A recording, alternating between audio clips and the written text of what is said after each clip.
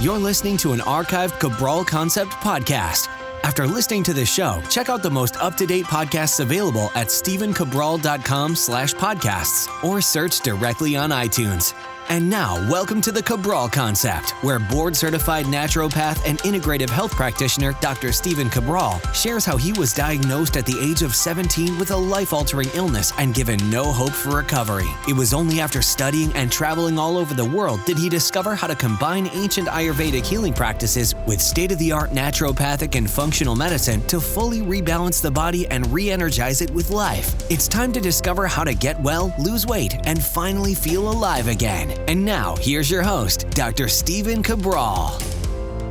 And I want to let you know that today we are interrupting our typical Friday review, where I usually bring you the best of the research I've been looking at and reading that I think you can apply to your own life. Some of my favorite products that I've been using in my practice or in my own life to kind of deepen this healthy lifestyle that we're all trying to live. And then, of course, I always bring you each and every Friday the super nutrient of the week, which kind of proves to you, and you can show to your doctor, you can show to your friends, you can show to your family, or just for yourself, the knowledge of understanding that the human body is made up of all of these different vitamins and minerals and neurotransmitters and amino acids, and that when we lack them, the body starts to become deficient. And when we become deficient, we begin to become imbalanced. We start to show up with things like the high cholesterol, the high blood pressure, right? The ADD, the ADHD. We look at things like mood-based disorders, low energy, thyroid-based issues, autoimmune. All of those things come from a deficiency or even a toxicity, and that means too much of something. So we talk about all those things each and every Friday. But today I interrupt our typical Friday review to bring you a very special guest. Today I have on Melissa Ambrosini, amazing human being. I've wanted to have her on the show as one of our guest experts. Each and every month, I'm going to try to bring you one guest expert, at least, that I feel that you could benefit from their message, benefit from their years of experience, and something that I might not be going as deep into myself. So today's show, we talk a lot about the wisdom, the text, what she talks about in her new book called Open Wide. I'm going to let her speak about that with you. But it was an exciting show for me to do, to really talk about, get a little bit deeper into relationships. You know, how to have a better relationship with your significant other. So we talk about that. We talk about universal truths, how to develop your own core values. That was a really fun part of it. We talk about something called the Crazy 8 theory, and how until you break that pattern, you're going to be stuck in the kind of the downward spiral of the low mood and the depression, the anxiety, the feelings of overwhelm. So I'm not going to get too deep into it right now. I just want to give you a quick introduction and let you know that I was excited to have Melissa on the show. And when we finished the interview, I was even more excited to bring this material to you. So in just a few seconds, you're going to hear me do another reintroduction of Melissa. I do hope that you enjoy the show, and let us know how you enjoyed it just by going onto Instagram at Stephen Cabral. You will find today's post. Let me know how you liked it. Be sure to tag Melissa. I'm sure she would enjoy reading your comments as well. Thank you so much, and enjoy the show. Hi, everyone, and welcome back to the Cabral Concept. I'm Stephen Cabral, board-certified naturopathic doctor. I'm excited to get started with today's show because I have a very special guest. On our call today, on our podcast recording, I have Melissa Ambrosini. You may have heard of Melissa Ambrosini before because she is the best-selling author of Mastering Your Mean Girl and Open Wide, host of the #1 podcast, The Melissa Ambrosini Show, a speaker and self-love teacher.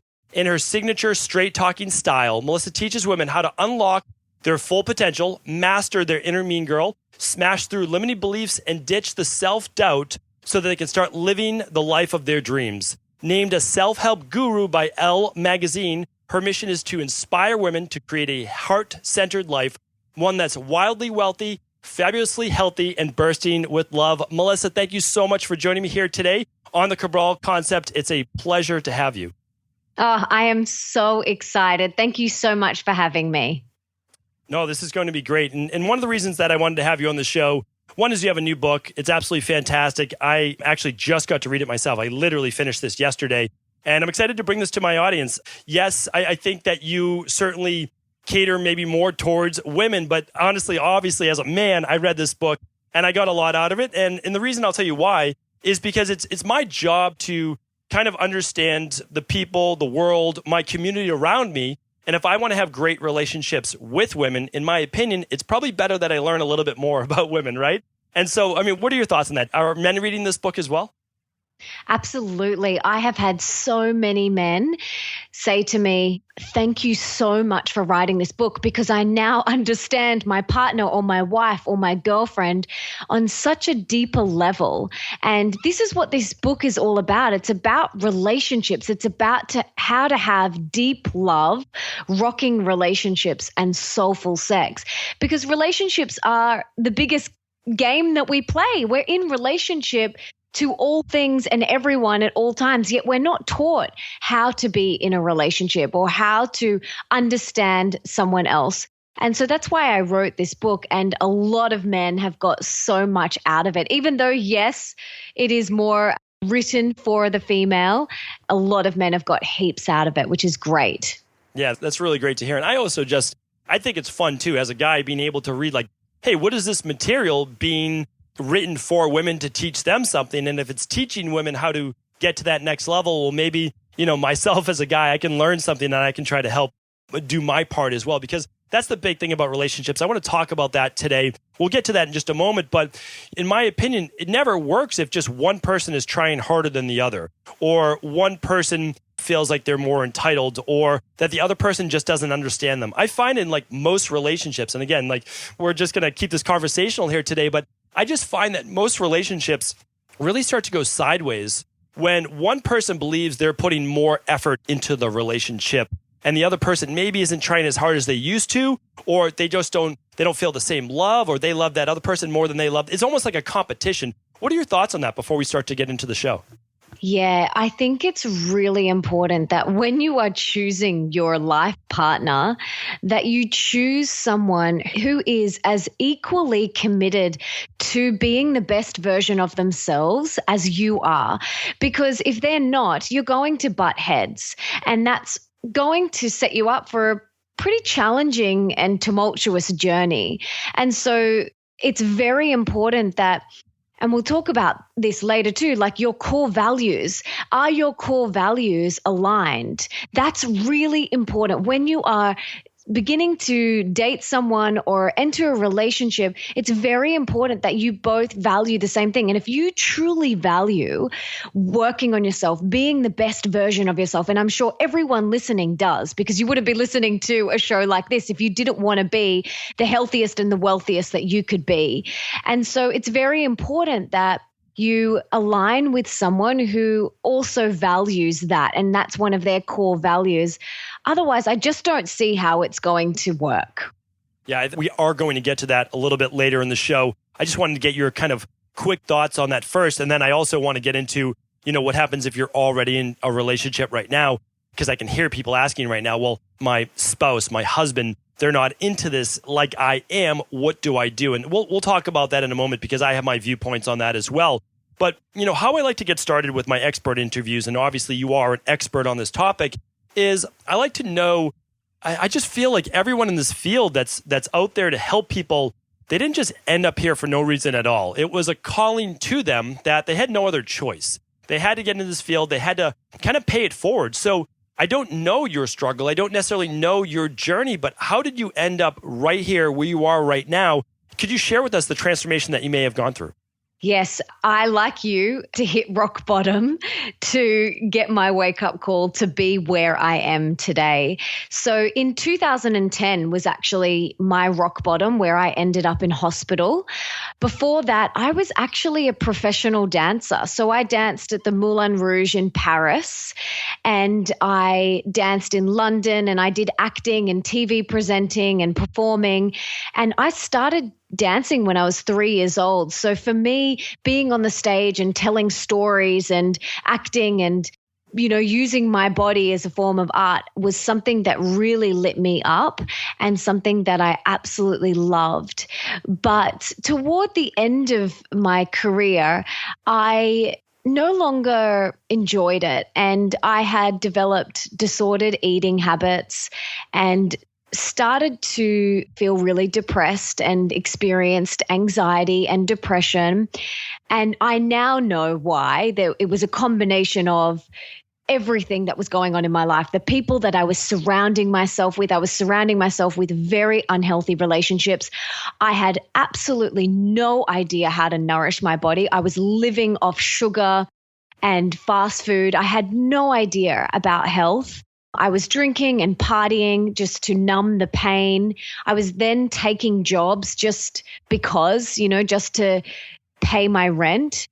And so I really was burning the candle at both ends, and every area of my life felt like it was falling apart. There was not one area that I thought was, oh, okay, well, at least I've got, my friendships. I felt like I had nothing.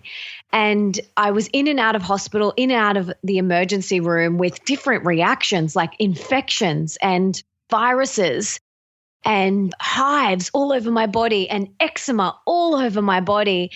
And that went on for about 2 years. And looking back, I now know that was the universe, or whatever you believe in, kind of tapping me on the shoulder saying, Melissa, you've got to slow down and stop and look at your life. Like, you're going to burn yourself out. But at that point in my life, I was like, keep going, keep going, keep going. And until it got too much. And in 2010, the end of 2010, I ended up in hospital with absolutely no more candle left to burn. I no longer had my health. I had no relationships. The guy I was seeing just cheated on me and dumped me. And at that time, I had no money. I was living on my friend's fold-out single hospital bed in her lounge room, rent-free, thank goodness for her. And I had no job. I just moved back from Europe after living there for 3 years. And I refused to move back in with my parents because at that time I was like, if I'm at the bottom, that's even worse if I have to move back in with my parents. And so I was in hospital for a week with my mum and dad by my side. And it was the darkest and hardest time of my life. Like, not only physically hard. So I was, on morphine. My entire immune system was shutting down. I had viruses. I was very, very sick and unwell. I was also dealing with the emotional side of being unwell, which was depression and anxiety and panic attacks. And for me, this was definitely rock bottom. But there was this tiny little voice in my belly. And I didn't know what this was at the time, but looking back, this was my intuition. And it said to me, if you sort your life out, if you get yourself healthy and happy again, you will live an amazing life. And when you were in the darkest point in your life, I just held on to that hope. And at the time, I had one guardian angel friend, and it was a new friend, a relatively new friend who I just met, like literally probably like a few weeks before I ended up in hospital. And this friend sent me a box of goodies to the hospital. So I was in a different state to this friend. And in that box was Louise Hay's You Can Heal Your Life. And I read this book and I devoured it in like one day because I was in hospital. I had nothing else to do and I did not want to watch trashy TV. And so I just sat there and read this book in one day, and my jaw was on the floor. And I turned to my mum and I said, Mum, why haven't you told me this? Like, why didn't you tell me that you can live your dream life? And why didn't you tell me that we can choose love instead of fear, and that we are the creators of our reality, and that we are responsible for our own health and happiness? Like, why didn't you tell me all of this? And she just looked at me like I was crazy and said, Melissa, I didn't know this stuff. Like, I'm doing the best that I could. And bless her, she absolutely was and still is. But reading that book was the catalyst that I needed to change my life. And I realized that I was responsible for getting myself there in hospital, and I was the only one that could get myself out. And so I made it my absolute mission to get healthy and happy again. I didn't know how. I just made it my mission. I was like, I've got to do this, because the alternative was staying in rock bottom, and that really sucked. And I was like, I've got to get out of here. And so from there, I realized that the lowest hanging fruit was my health. I needed to get my health sorted. So I went on and studied holistic nutrition and became a certified holistic health coach. And I started to heal my body and understanding that, food is medicine. And I began to feel better and I had energy, and I was just blown away that I had never been taught how to look after myself. I'd never been taught how to eat well and nourish my body, and I'd never been taught how to cook. And so that was the lowest hanging fruit. And then started a thing called a blog. And this was back in 2010 when, blogs were nowhere near as popular as they are now. And I began just sharing what I was learning. And all of these people were being attracted to my work and saying, oh my God, I thought I was the only one that dealt with a disordered eating relationship with my body and relationship with food. And so I began continuing to heal my body and share what I was learning. And once I was certified, I started coaching people one-on-one. And then I realized something quite potent, and that was that it's not just about what you put in your mouth. It's also about the thoughts that you think and your environment. And so I went on and studied life coaching and meditation, and I went on and did my yoga teacher training, and I studied acuenergetics, which is energy healing work. And I went on and read every single personal development and spiritual book I could get my hands on. I studied so many different modalities with different gurus and mentors and shamans, and traveled the world learning from these amazing people and just soaking up as much wisdom and knowledge that I could. I attended every seminar that came to my town, and I literally became a sponge, and I opened wide, like my book says, my second book says. I literally opened wide to everything. And I just became this sponge because I wanted to become the healthiest and happiest version of myself. And to do that, I knew that I just had to be open and to soak up everything. And from there, I continued to work with clients and began creating online programs and products, so e-courses and e-books. And I started to get booked as a motivational speaker to share my story. And then I wrote my first book, Mastering Your Inner Mean Girl. I wrote my second book, and I created my podcast. And 8 years later, here I am doing the work that I do now, which is centered around, everything I do is centered around helping people unlock their full potential and become the best version of themselves. And I want to help people become wildly wealthy, fabulously healthy, and bursting with love, because I believe that those three main areas of your life, your health, your wealth, and your love, if you've got those three areas of your life humming along beautifully, then life's pretty freaking good. And so everything I do is to help people now unlock that full potential and live their best life. And I believe that I went through that very tumultuous, dark, hard time in order to not only get me on my true path, but to help people. This is why I am here. The universe tapped me on the shoulder and said, this is your calling. This is what you are here to do. And all of the performing on stage and the TV presenting and the acting and the dancing, I believe was dress rehearsal for what I'm really meant to be here on earth for. And it's given me the tools to speak on stage. It's given me the confidence to hold an audience and run retreats and be able to share with people. So I believe that everything happens for a reason, and none of my performing was ever to go to waste, because I'm using it all in what I do now. And that's a little bit of my story and how I got to where I am today.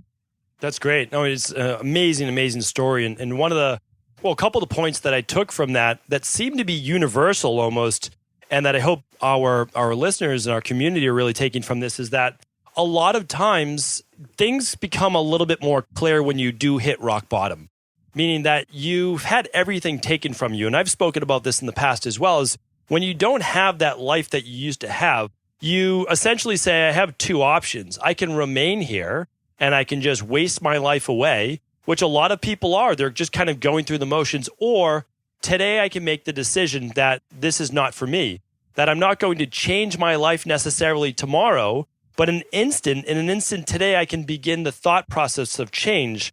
And that is the first step, which you named second, which is taking control of your life. Because I'm a personal believer that unless you can take control of your mind first, your thoughts, your mind, your emotions, you're not going to be able to then put that life that you want into action. So I was really happy to hear you say that. And also that the life that you lived before this, as the dancer, the actress, the performer, was not a waste. It wasn't a waste at all. It led you to all of the skills you have today, which an amazing writer, performer. I know that you and Nick were just on tour and you had a sold out tour all through Australia and maybe other parts of the world as well. And obviously now with your podcast. So that's the thing too. Don't ever feel like it doesn't matter if you're in your 60s, 70s, and even 80s right now. If you believe you still have a lot of life to live and you have a lot of energy and you have something to share with the world, everything that you think that you should have done before that means nothing. All of that built who you are and where you are today. And so thank you for sharing that story with us and pretty amazing. I always love those. That's my favorite part of the show is asking that. So one thing I want to talk about now is I would love to hear about this concept of polarity and the male-female energy duality. This is something that I've looked at in terms of obviously Ayurvedic medicine, traditional Chinese medicine, but it's kind of how you open the book. So if you wouldn't mind sharing that concept and how to put that into play in the real world with my audience, that would be amazing.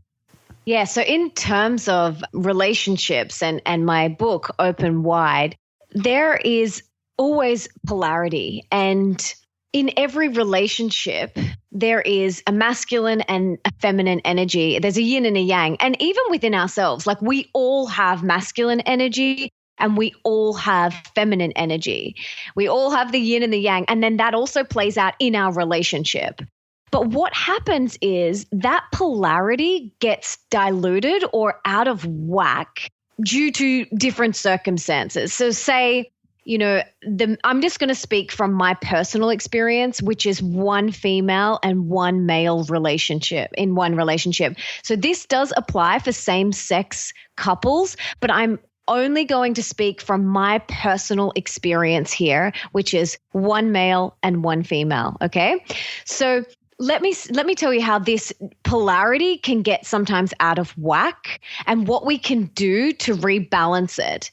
Because there always has to be an equal balance of yin and yang, masculine and feminine energy. And neither is better than the other. This isn't about saying, well, masculine energy is better and feminine energy is not. This is not about this. This is about yin and yang. Like both of these energies need to exist together, okay, to make a whole. Like you look at the yin and yang symbol, they both exist together and they both have the potentiality for the other, the little circle in the bigger half.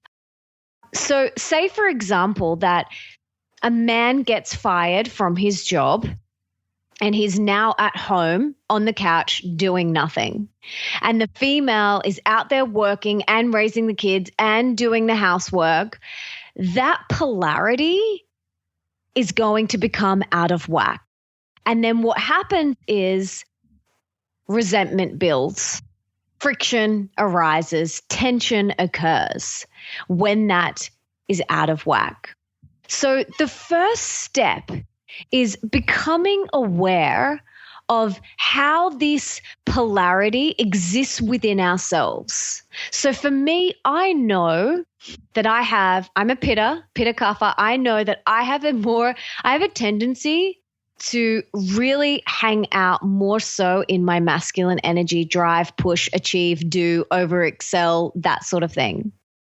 But what happens if I live too much in that yang masculine energy, Nick and I are going to butt heads because he's in his masculine energy. And if I'm too much in my masculine energy, we're going to butt heads. Friction is going to occur. Okay.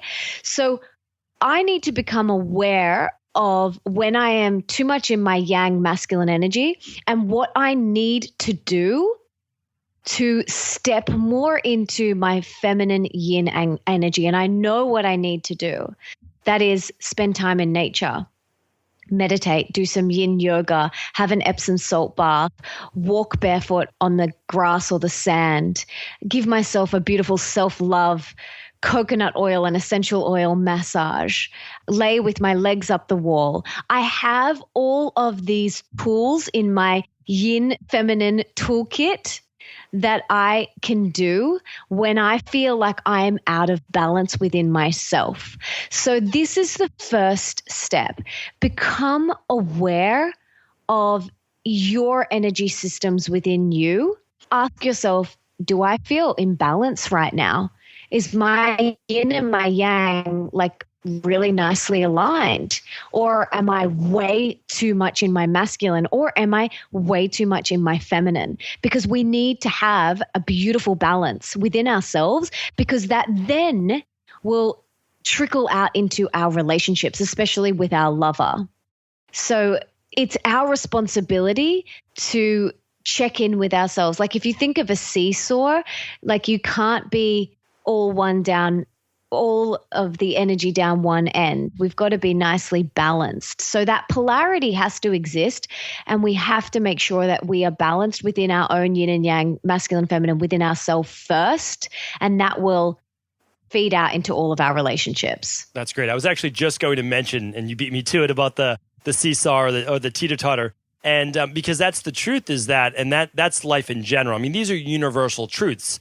It's almost nothing to believe in except more now to accept it, because the way that anyone gets sick, the way that anyone gets burnt out, the way that anyone gets any way is simply by becoming out of balance, whether they're too anabolic or catabolic, whether they're tumor-based growth or the body's wasting away, osteoporosis versus, like I said, tumor-based cancers. And the other part would be, a simple thing that I can relate to is, in relationships, if the two of you are both fired up in an argument, the only way that argument is going to end in a peaceful, resolved way is if one person is willing to step back to cool, basically put some water on top of that fire, which would be not fan the fire, which would be the vata fanning the pitta, is to allow to step back and say, you know what, this time I'm going to say, maybe I was the one to instigate this, or maybe I'm going to try to see it from this person's point of view.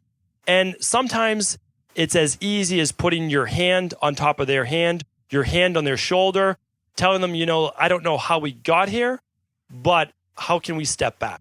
And I don't know if you've had that type of, you've seen those things in your life as well, or maybe some of your coaching clients. But that is one way that you can allow the feminine to meet the masculine. And again, this isn't about a female supposedly having to act like a female, or a male supposedly having to act like a male. This is about matching energies, which you just brought up. And I thought that was really, really great. So I wanted just to try to give an example of that. The teeter-totter is the perfect example. So besides responding to that, can you also give me a couple other tips that you would recommend in relationships and kind of meeting your significant other where they're at, and talk about this polarity in real life? Yes, absolutely. And I just wanted to mention as well, Nick and I, we say to each other, it takes one person to yield. We say yielding. And sometimes it's him, sometimes it's me. And you're exactly right. It could just be the touch on someone's hand or on the back of their heart.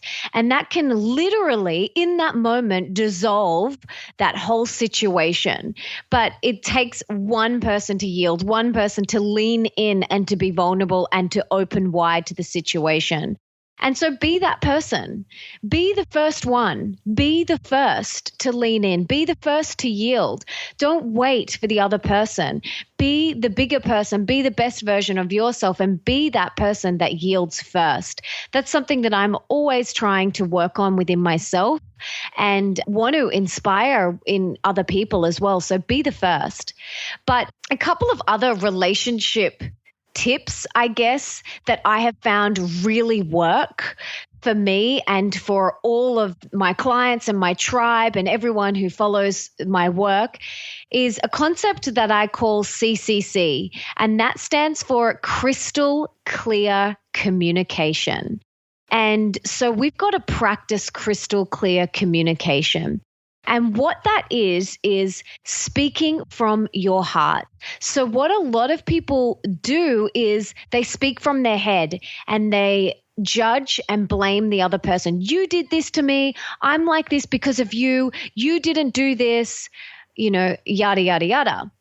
But when we slow down, we open wide, we stop, we take a breath, and we practice crystal clear communication, which is speaking from our heart, you will reach the other person's heart. And I always like to start crystal clear communication with, I feel upset when you said this or whatever. So you bring it back to you. It's not about pointing the finger and blaming and judging the other person, because every time you point the finger at someone else, there are 3 fingers pointing right back at you. So we have to take radical responsibility. Like I mentioned earlier, I had to take radical responsibility with my health. We also have to take radical responsibility in every area of our life. And specifically what I'm talking about right now is within our relationships. We have to take radical responsibility for how we are showing up. And if every single person on this planet just took responsibility for how they were showing up and for their own health and their own wealth and their own relationships, we would be in a very different place. So practice crystal clear communication. It is one of the best relationship tools that you can have in your toolkit, because there is only ever a relationship breakdown when someone hasn't practiced crystal clear communication. When someone has failed to practice CCC, that is when there is a relationship breakdown. And I see it. I see it within my relationship with my husband, within my team, with my 12-year-old bonus son, with my friends. There is only ever arguments when someone hasn't practiced that. So add that to your toolkit and pull it out whenever you need it. It's something that I'm consciously working on all the time. And I totally agree. Meaning, when I see people with real relationship-based issues, and again, I'm certainly not one to judge, and I don't think that you are either, because no one really knows what the perfect relationship is. It's simply the best relationship that you and your significant other can have. And that comes from many different levels, meaning like how often you see each other and how much time you spend together and, whatever it might be. But there is one thing that's really important, whether depending on, no matter how much time you spend with each other, is that you're open and honest with your communication. The other person kind of always knows what you're thinking or knows what's going on, so they feel connected to you. It's this energy of connectedness that's super important. And when you open yourself up to that other person, well, they feel like, you're letting them become a part of your life, or maybe with your significant other. A lot of times, I tell my wife things that I wouldn't tell anybody else. And so she knows that she gets a part of me that no one else is ever going to see.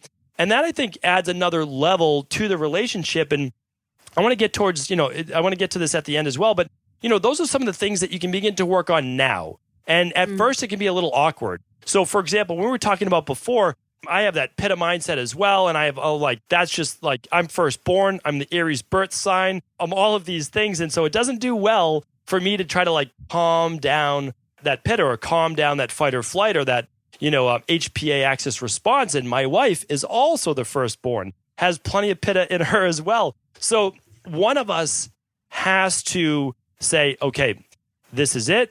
We're going to step back. This is leading us nowhere. And then, just like you said, it starts with communicating. Here's what I think is happening in this situation.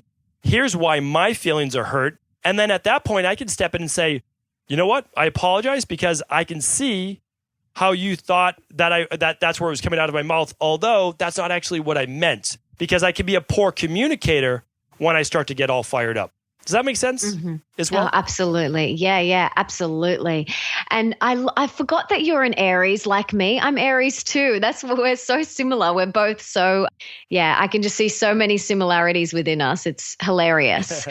But yeah, it is so important that we practice that crystal clear communication. And another thing, that I've found really important in improving relationships with your significant other or family or friends, whatever, is making time, like prioritizing your relationship. It's just like, a plant. And if you want a plant to thrive and grow, you've got to invest time and energy, and you've got to water it, and you've got to give it love, and you've got to give it everything that it needs in order for it to thrive. And that's same with a relationship. I think I see it a lot actually with friends and with clients that they get married and it's like, oh yeah, I can kind of sit back and put my feet up now. It's like, no, no, no, no, no. Today I celebrate my 4-year wedding anniversary with my beautiful husband, and we are more than ever like deeply committed to our relationship, and we prioritize our relationship. We constantly make time every day to connect. And sometimes that is we get to go for a swim together, or we get to, have some time in the morning to cuddle and make love. And sometimes it's going out to dinner, sometimes it's only 5 minutes. Sometimes we get longer. But what matters is that we make the time and we prioritize our relationship. Because if you want your relationship to grow and thrive, you have got to prioritize it and make time for it. Otherwise, it's just going to, like a plant, it's just going to die. I totally agree. I mean, I couldn't agree more. So anything that's that important to you, or maybe should be that important to you, meaning if it was important, let's say you're in a relationship now, and congratulations, by the way, on your 4-year wedding anniversary. That's fantastic. And it's looking back and saying, well, this was important to me 4 years ago or 10 years ago or whatever it might be. Why might it not be as important today? Or did I start to just put less time into it? I just think I really try to, and again, I'm not always the best at this. None of us are, and I don't want to come off that I am, but I always try to then do a little bit of introspection. What could I do better? What am I not doing that I was a year ago, 2 years ago, 5 years ago? And look at it that way. And part of it is what I want to talk about next is sometimes values change. There's that. And what I want to do is talk about how you do something called, I believe it's a deep ocean dive, right? Diving into your ocean and figuring out what are your values, what's most important to you. And let's talk about those, because I think there's a way that you can have different values than a significant other, as long as your core values don't butt heads. Meaning that my wife is not the same type of person that I am, which is good, right? That would not always be the best thing. But our core values remain the same, which means that we have a committed, loving relationship. And so please expound upon what you wrote about in the book and tell us more about that. Yeah, there's a whole chapter called Dive Into Your Ocean, which is about diving deep into yourself. Like the whole first 3/4 of the book is about you and understanding yourself and really diving into yourself. And then the last section is about calling in your soulmate, because you've got to really know yourself before you can really enter a relationship. And so this chapter, Dive Into Your Ocean, is really about understanding your core values, your beliefs, your interests, and your hobbies. And this is not something we're taught to do in school. Like imagine if we left school and we really knew what our core values were then, and we could go out into the world with those. But like you mentioned, they do change and evolve, and that is so okay. And this is why I think checking in with your goals and your core values individually and then as a partnership is so important. This is why every year on January 1st, Nick and I sit down and we write our personal goals, and then we also write our goals as a couple for that year. And then every year on April 19, which is today, the day that this is being recorded, we renew our vows and just to realign, because things change and we grow and we evolve, and you're allowed to change your mind. So we want to make sure that we're constantly still valuing, our values are the same, and that we're still, our ships are both pointing in the same direction. We're still going in the same direction, because I think it's when you kind of sweep that under the carpet and don't look at it, that's when relationships start to erode. And so what I have realized is that, like you mentioned, there are core values that we all have. And in order for a partnership to really thrive, sure, the surface level on how you get to those core values might be different, but it's really important that they are the same. Like, for example, if one of your core values is not hitting children, and you start dating someone who believes in smacking children, like, how is that going to work? I just don't know how that's going to work. So that's an example. There's another example, like if one of your core values is to not spend liberally and to really consciously consume and to really think about every purchase and to be very mindful and intentional with your money and consciously consume. And then you start dating someone who gambles and almost throws money away. Again, I don't know how that's going to unfold. I don't know how that's going to work for you. Same with core value of health. You might really value and believe that health is so important. And then you start dating someone who doesn't, who drinks, who parties, or, doesn't value health as much as you do. Like, again, how is that going to work? So whether you are in a relationship or you're not, this is an amazing exercise to do. Chapter 4 in the book is to really uncover your core values and beliefs so that when you do align with someone, you know yourself on such a deep level that you will be able to differentiate whether this is going to work or not. Like, I have a friend who recently started dating a guy, and for her, he ticked all the boxes, so to speak, but he was interested in health and he took his health seriously, but not as much as she did. Like, she, some would say she is extreme, but I don't think she is. I think she just eats the way that we're biologically designed to eat. But he smoked occasionally, and that was a deal breaker for her. And so when you are acutely aware of your core values and you know them so strongly, you can then decide whether they are going to be deal breakers or not. Okay, so for some people, religion is another core value. Like, I grew up very Catholic Italian in a very, very strict Catholic Italian family. And for me, religion and spirituality are very important, but does that mean I had to date someone and marry someone who was Catholic? No, that's not one of my deal breakers. But for some people, they have to marry someone who is Indian or Jewish. It's part of their core values. So really dive into this, dive into your ocean, uncover your core values, because not only will you be able to align with someone else who is on the same path, you will deeply understand yourself on such a deep level. And it's so fun uncovering things about yourself that really mean a lot to you, because a lot of the values that we have are usually borrowed or inherited from our parents.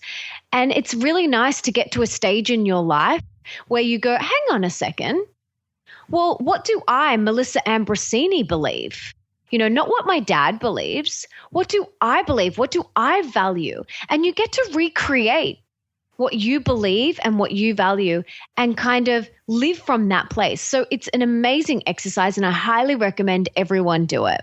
Totally agree. And that's the thing too, is because I went through all this myself, and it was, all these things are sometimes by accident. You don't even know that it's happening when it's happening, but you at some point begin to realize that my parents are my parents. I'm not my parents. And I'm also not my community in my town that I grew up, nor my friends that I went to grade school with, or what, like all of that conditioning and wiring has made us essentially, or got us to where we are today. And a lot of it's scarcity based, it's fear based, it's all of that. So at some point, and I wish it was taught when we were, young kids, when we can really use it, but even as an adult, as you realize that this is your life, you can recreate your beliefs how you want to, and that what you learned wasn't necessarily bad. It was other people trying to put their protective thought process on you. I think that you can begin to really change. But I also like to, give people a little advice that it's going to be painful at times, that you're going to start to not know who you are, what your beliefs are, what do you really believe in, what do you really want out of life. So as you're going through that process, from someone who's already been there, that don't try to maybe open up to too many people too fast, share your newfound beliefs. You're basically like a child learning to walk again. And it takes weeks and months to really mold this into really who you are and then start to work and live that process. Because sometimes you say, oh, I want to do this or I want to be that. And what ends up happening is that by going through the process, you also realize that this isn't something that you want. And you start to settle into a comfortable place that is you. It's the easiest way I can describe it. When I do my podcast, I don't think about trying to please anyone. I don't think about trying to be a different person. I just act like me. And the more I do that, the more I'm in my own comfort zone and it's effortless. I want you, as listening to this, to get to a place where living your life is effortless. You're not thinking about judgment. What will people say about me? What will I think about them? And all of these different things. I just think it's such a great place to get to, and it's worth working on. And the other thing is, if you find a person like this woman who found the guy checked all the boxes, but he smoked. I would also, if you really think that this person is the right person for you, and you might already be married to that person, right? Have the conversation with them and let them know that you feel really strongly about this one thing, about smoking. Is this something that they could ever potentially give up for the good of the relationship? Like, meaning maybe, and again, I don't know your friend, I'm just interjecting, that they didn't know that smoking meant that much to them. They might have just been a social smoker, and they would have given that up for that relationship because that person meant so much to them. And so that's why I always talk about, come up with your core values, but everything in your life can't be a deal breaker. It's kind of like, I have to let go of some things. They can be good for me, but I don't need to put that on other people. So what are your thoughts on that before I do want to move on to your next topic, which is the Crazy Eight, which I want to hear more about. But let me know your thoughts on that. Yeah, absolutely. And it comes back to practicing crystal clear communication, sitting down with that person and speaking from your heart and saying, hey, I love you. I really want this to work. And it would mean the world to me if you quit smoking or whatever it is. Yeah, how would you feel about that? So it comes back down to practicing that crystal clear communication with the other person. Because I do know there's a lot of people that might be listening that are thinking, I'm not aligned with my partner right now, or, we're growing apart, or I'm doing all this personal development work on myself and they're not. And there's only two things you can do to inspire anyone else, including our partner, our children, our friends. All you can do is be the example, okay? All you have to do is be the example. And we've got to let go. We've got to let go of wanting to fix, change, and improve them because they're on their own journey. And all we can do is be the example. And the second thing we can do is practice crystal clear communication. With my parents, I so desperately want to help them with their health, right?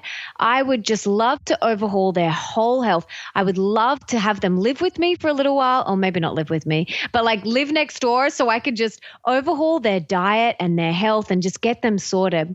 But they don't want to. They don't want to. It's not something of importance to them. So all I can do, and all I've done for 8 years since I began on my health and spiritual journey, is I've been the example. And I continue to be the example. And they slowly but surely ask me questions. They'll slowly but surely say, hey, so why do you steam your vegetables? And why don't you fry them? And they'll just ask little questions like that. And I'm like, oh, okay, there's a little opening there. I can educate there. And then, I have expressed to them crystal clearly, how much it means to me for them to be healthy. I want them to be around for their grandchildren and their great-grandchildren. And they're slowly on their journey. I think people like you and I, Aries, Pitta types, we're all in. We're like, okay, I hit rock bottom, I'm going for it. But some people aren't like that. Some people are a little bit more slower on their journey, and that's okay. I'm not here to judge. That's just their path. So I absolutely think, be the example and practice crystal clear communication with your core values, about your core values with your partner. Agreed. And I always go back as well, and I just say, well, before the age of X, whatever it was, for me, it was around 22, 23 years old where I started just rewiring my brain.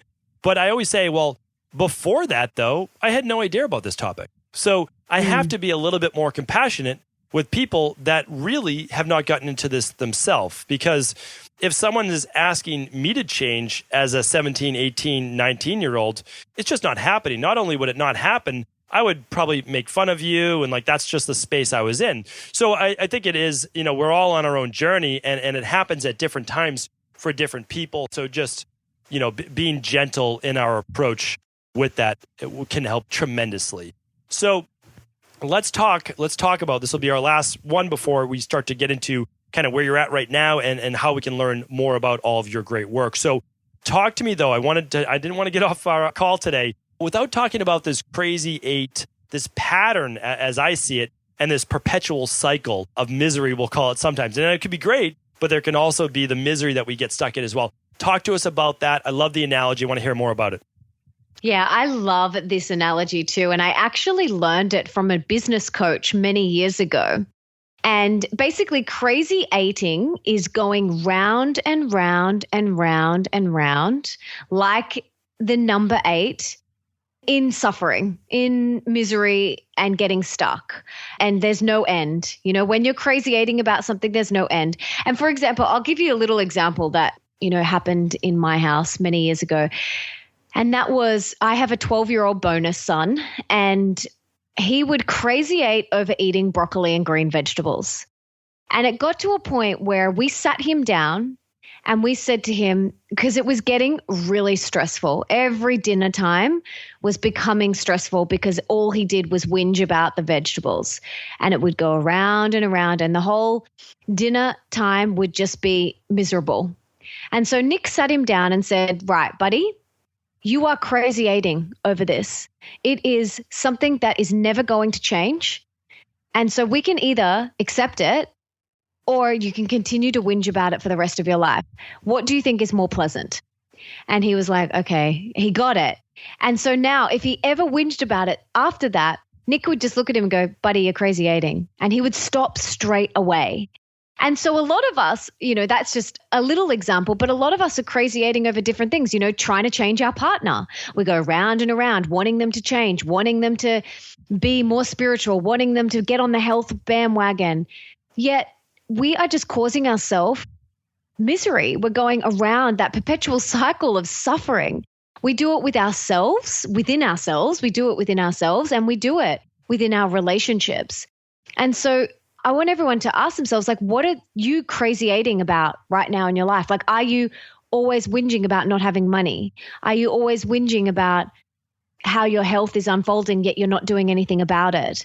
Are you always going round and around about a particular thing or a person and not willing to either accept it or do something about it? So that is what the concept of crazy 8ing is about. And I just want everyone listening to just think about, okay, am I crazy 8ing over anything in my life right now that I can either accept and let go of or do something about? Yeah, it's excellent. And I can see myself always getting into these patterns, meaning that I just find, like, as humans, and a lot of times as kind of pit body types as well, that you're always looking for a problem to solve or a problem to be there that you can kind of put your energy into, but it can be perpetual and it can be cyclical. And what I mean by that is, even after you get your health and you get your finances in order and you get relationships in order, you're like, okay, well, like, what's my thing now? So awareness is such a huge part of this. It's simply becoming more aware of your thoughts, your patterns, what serves you, what does not serve you. And even for people, like, so one thing, I can feel like I'm in my best place ever, but I can share with people that for me, a lot of the time, it's this, I need to achieve this now, or I need to do this now, or if my book doesn't come out now, then it's going to be too late.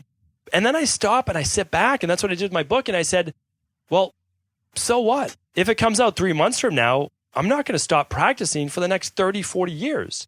And if this doesn't happen now, then so what? Like, what changes? And it's also, well, if I do achieve that, then I'm just going to be moving on to the next thing. And it's the same with relationships. It's the same with health. So what I'm really trying to say as well is, whatever you're working on, whatever you're stuck on, look at it as something for you to not only achieve in your life, but to do some introspection on, like, why do you need that in the first place? Or why are you fighting against that in the first place? For your bonus son, which I love that term, why are you fighting against the broccoli? Like, what's the whole point of that? And so just starting to ask yourself good quality questions, I really believe that's how you get the answers. You ask yourself the questions, you let it ruminate. You don't need to figure it out right away. And your life, I believe, becomes infinitely better. And so really appreciate all the insights that you brought us today. Obviously, this is a small glimpse into what is a 350-page book or so, somewhere around there, with a lot of great content, a lot of great stories, a lot of great references. What I would love to do, though, is have you have the last word. Tell us a little bit about full circle, kind of you were this dancer, you were this burnt out person, eating-based disorders in the hospital. Where are you right now? How are you kind of living your life open wide, as we'll say, feeling, yourself in your time, in your moment, and then how can we learn more about you? Oh my gosh, that's such a great question. And I think back to when I was in hospital, and if you had have told me that I would be living the life that I live now, I would have choked. I just did not believe it was humanly possible to experience the love and the joy that I have now. I pinch myself and roll over in the morning and look at my husband and think that my reality is better than my wildest dreams. It really is. I have experienced such inner peace, contentment, and gratitude in my everyday life. I'm so happy within myself. That doesn't mean that I don't experience pain and heartache and stress. Of course I do. I'm not exempt of any of those things. But the foundation of love and gratitude and inner peace and contentment is there. And that has not always been there. But I have worked my butt off to get to that place. And I feel so deeply grateful, and today just so grateful for what I have and what I've created, and with my husband, with my work, with my life, where we live, how I've healed, everything that I have done. I'm just so deeply grateful, and I can't wait to see what unfolds next. I'm very excited, but right now I'm just soaking up the present moment and being here, and just enjoying every single moment. That's great. And the work you do, so if you've never listened to Melissa's podcast, it's the Melissa Ambrosini Show. What I'd like to do right now is I'm planning on this airing as episode 819. So simply go to stephencabral.com/819. All the show notes will be there. I'll link up to Melissa's podcast, the Melissa Ambrosini Show. I will link up to her new book, which is, you can find it at the show notes at stephencabral.com/819, or simply go to melissaambrosini.com/open wide. You'll see the book there. I know it's for sale literally all over the world. It was a pleasure to have you on. It's always so great to speak with you. Your energy is amazing. Thank you so much for what you are doing for really the world today. I mean, your audience, your reach is so great, and there's so many of us benefiting from your words. So thank you again. Did you know that the body really only becomes sick or imbalanced in only two ways? Over time, you become deficient in vital nutrients, and you also accumulate toxins internally and from the environment. As those nutrients diminish and you increase your total toxic load, your body then begins to show the first signs of dis-ease. It's actually quite predictable, and the good news is that if we know how you began to fill up that proverbial rain barrel, we also know how to empty it to begin the healing process. I was fortunate enough to learn this ancient healing process from my mentor after suffering from debilitating diseases for close to a decade. It was only when I began to implement these techniques did I finally overcome my illnesses and go on to live a life of energy and vitality that I now enjoy. I'd like to share with you now what I discovered after traveling all over the world and how to combine the best of ancient healing wisdom with state-of-the-art science. Allow me to teach you exactly how I've been able to help over 250,000 people to empty their rain barrel and begin to transform their body and lives into what they've always hoped they could be. To get your copy of the international bestseller, The Rain Barrel Effect, simply go to stephencabral.com/rainbarrel.